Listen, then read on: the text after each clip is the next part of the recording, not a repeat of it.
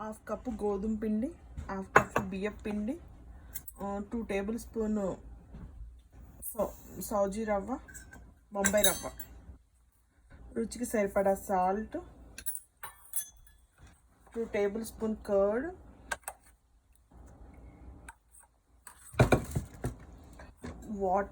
Water పోసుకొని బాగా కలుపుకోవాలి.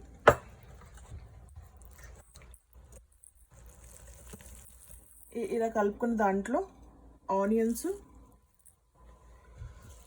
కొత్తిమీర, కరివేపాకు, గ్రీన్ చిల్లీ, అల్లం తురుము వేసుకొని బాగా కలుపుకోవాలి.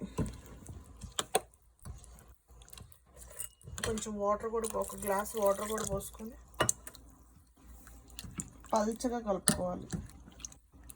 ఇలా కలుపుకున్న దాన్ని ఒక 20 మినిట్స్ వరకు మూత పెట్టి పక్కన పెట్టుకోవాలి. ఇలా పాన్ హీట్ అయిన తర్వాత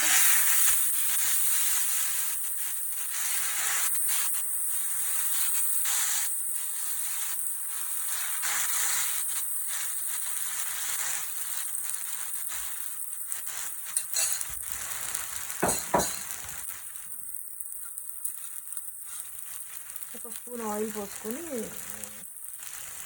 2 మినిట్స్ సిమ్లో పెట్టి ఉడికించుకోవాలి.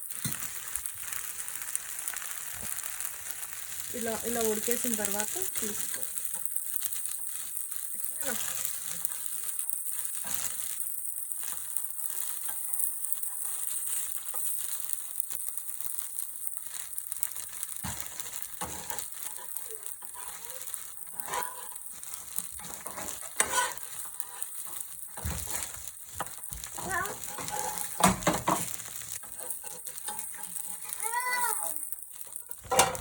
అంతేనండి, ఎంతో టేస్టీ గోధుమ పిండి ఇన్స్టెంట్ దోశ రెడీ.